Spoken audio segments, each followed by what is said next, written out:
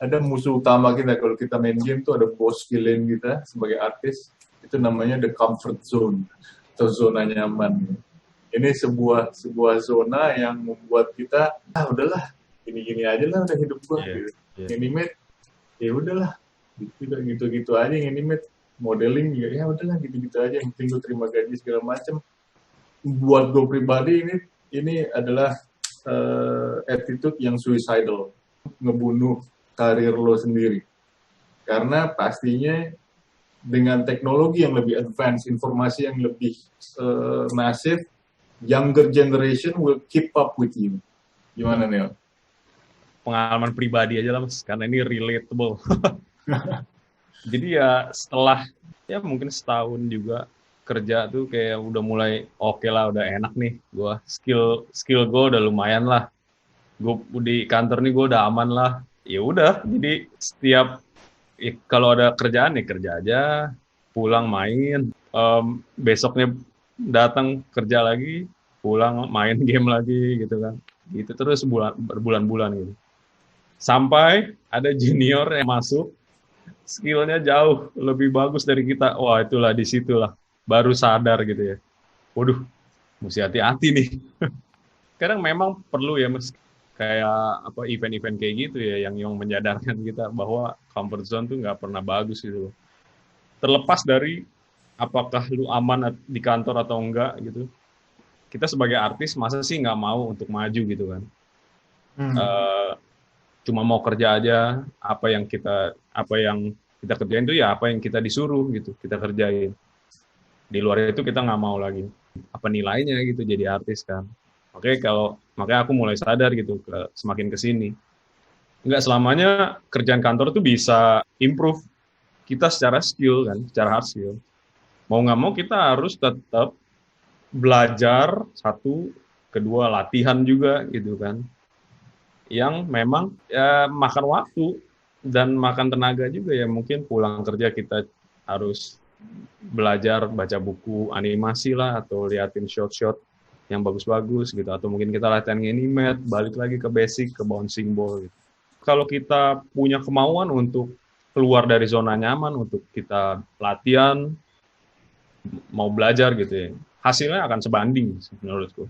Periodically we have to check apakah kita udah terlena dengan comfort zone ini apa enggak gitu, ya kan, dalam artian apakah gue harusnya berada di tempat yang sebenarnya gue bisa lebih baik dengan skill yang gue punya sekarang, atau gue nggak berada di tempat kayak gitu karena gue nggak melakukan yang optimal gitu, ya kan, gue ngikutin rasa males gue, rasa nyaman gue segala macam. Itu yang harus periodically checking in gitu. Dari Niko gimana kok? Ya, benernya susah juga ya, karena setelah berapa lama kerja di animation, apalagi kalau aku kadang, karena aku bisa freelancing ya, jadi aku ambil kadang job bisa 2 atau 3 gitu kan, di luar jam kantor. Jadi pagi di kantor, pulang masih kerja lagi freelance sampai pas midnight gitu. Jadi juga setelah berapa lama juga pasti agak capek gitu kan. Kadang kalau memang kerasa udah too much gitu ya, jadi aku bisa ambil pause gitu. Jadi mungkin pause di freelance-nya, tunggu dulu, terus di kerjaan kantor gitu. Terus selama setahun terakhir ini juga aku yang di kantor di stop dulu, karena waktu itu kalau di kantor kan 90% kerjanya Lego semua, jadi semua nggak ada variasinya, semua Lego. Terus aku yang kali ini aku stop di kantor dulu, aku ambilnya yang di freelancing. Jadi di freelancing aku bisa dapat banyak variety gitu. Jadi nggak terlalu kerasa fix gitu ya. Terus kalau comfort zone itu, jadi aku selalu ada preference 3 orang atau 3 grup atau gimana gitu. Jadi misalnya gini, satu orang animator yang skillnya di atas aku, satu orang yang setara dengan aku, dan satu orang yang mungkin masih di junior aku gitu. Jadi selama kita membandingkan itu relatif sama, berarti aku masih ada perkembangan gitu. Tapi kalau udah mulai yang kayak Daniel bilang tadi, kalau tiba-tiba ada junior animator yang tiba-tiba di atas aku, nah berarti aku udah harus pick up the pace gitu. Nah, jadi itu indikator yang aku pakai. Itu keren sih. Itu Nah, strategi yang formula yang lumayan efektif ya. ya, Terukur katakanlah ya. terukur ya. Soalnya kadang kalau kita nilai diri sendiri kita susah kan, paling aku masih bisa. Kadang nggak bisa. Nah, gitu. Jadi penting untuk membandingkan, selalu compare gitu, dengan the recent standard. Bahkan bukan cuma untuk mengukur apakah kita kebalap apa enggak, tapi justru kayak tadi lo bilang ada senior, ada selevel, sama ada yang junior. Kalau lo pengen excel juga kan lo bisa mengukur sama yang senior, wah makin deket nih, gue kebut lah ya gitu ya. Nah, itu motivasi juga. Dan penting juga untuk ingat the reason why we are doing this gitu. Yeah, in the first place. In the first place, correct. Passion dari awal itu yang kadang kita lupa gitu kan, seiring dengan banyaknya deadline dan segala macam yang akhirnya kita lupa gitu. Jadi ingat-ingatlah passion awal kita, kenapa kita di bidang ini gitu. Ini sebenarnya mungkin kalau yang gue tangkap agak out of topic, tapi sebenarnya bagus juga. Mungkin yang Nico mention di sini adalah sebenarnya burnout situation.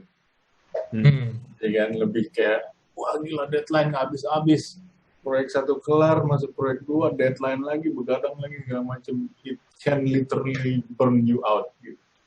Physically dan mentally. Dan ya itu kadang it's nice, it's definitely nice to have a moment to take a breath, untuk napas ya kan, kayak tadi yang Nico bilang, dia hold dulu freelance-nya, dia hold dulu kerjaan justru yang full time-nya supaya dia konsen ke freelance. Dan ya in the end of the day nggak ada yang bisa mengelakkan katakanlah overtime atau crunch, especially di industri kita, itu pasti akan kita hadapin. Tapi it's also important to check your life and work balance gitu. Jangan sampai bablas juga, lu ngeburn diri lo sampai akhirnya passion lo matiin karena lo udah saking burnout-nya dan lo nggak mau lagi. Bahkan ini juga termasuk kalau misalnya lo kerja di sebuah perusahaan yang memang membuat lo berada di kondisi itu ya kan. What I'm saying is pasti ada perusahaan yang lebih balance dalam mengatur jadwal, karena ini kan sebenarnya gimana cara memanage project dengan baik.